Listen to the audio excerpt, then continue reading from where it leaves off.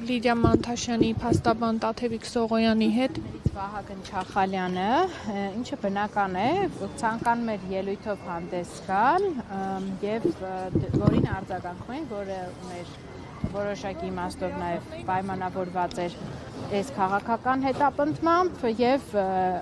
ուներ քաղաքական ենթատեքստ, այդ իսկ պատճառով մեղադրողներին ուղղված քննադատությունը այդ լարման պատճառը հանդիսացավ։ Այսինքն դու չեն տալիս, որ պարոն Չախալյանը խոսում է։ Քանի որ հայտարարությունը, այսինքն նիստը մոտենում էր ավարտին եւ այսինքն օրակարգի չէր, միջնորդության չէր, քանի որ սահմանափակվեց, այդ պարագայում Վահագն Չախալյանը ասաց, որ ինքը որպես մեղադրյալ, որ ամեն հինգշաբթի գալիս է նիստերին մասնակցման, պետք է արտահայտվելու հնարավորություն ունենա, ու քանի որ այդ արտահայտվելու հնարավորությունը միշտ չի, որ ապահովում է, պետք է հնարավորություն տրվեն։ Մեղադրողները կարծում են, որ դա վերաբերելի չէ գործին, համարվեց նիստը ավարտված եւ այդ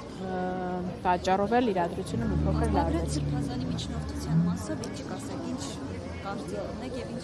ստացվում եք։ Դե էլի եմ ասում, ինձ համար անսպասելի էր անկեղծ ասած, որ այս հարցի քննության համար առանձին նիստ կհրավիրվի, բայց հրավիրվեց, հուսամ այդ նիստի ժամանակ առավել հանգամանալից կկարողանանք այս ասպեկտները քննարկենք։ Պարզ մարդկային ձևով, եթե ասեմ, ինչ ներկայացրեցի, տեսեք, Եվրոպական կոնվենցիայով խղճի կրոնի ազատության իրավունքը եւ միավորումներին անդամագրվելու իրավունքը ինքը շատ առանցքային իրավունք է։ Եվ այս պարագայում մեր փաստարկը հետևյալն էր, որ երբ որպես խափանման միջոց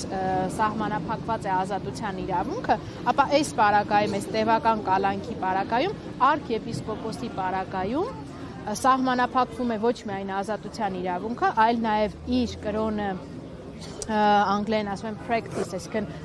իրականացնելու հնարավորությունը եւ նաեւ միավորումներին անդամակցելու եւ այդ միավորումներում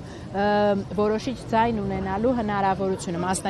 մասնակից լինելու։ Եվ մենք ասում ենք, որ այս նժարը թեքվում է անհամեմատ, այսինքն արդարադատության բալանսը, երբ որ նույն գործով այլ մեղադրյալների հանդեպ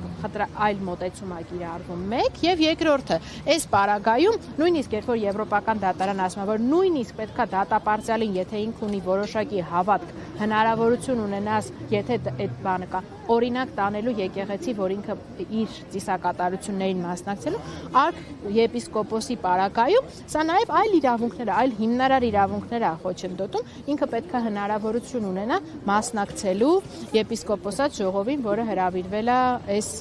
եկեղեցու հալածանքների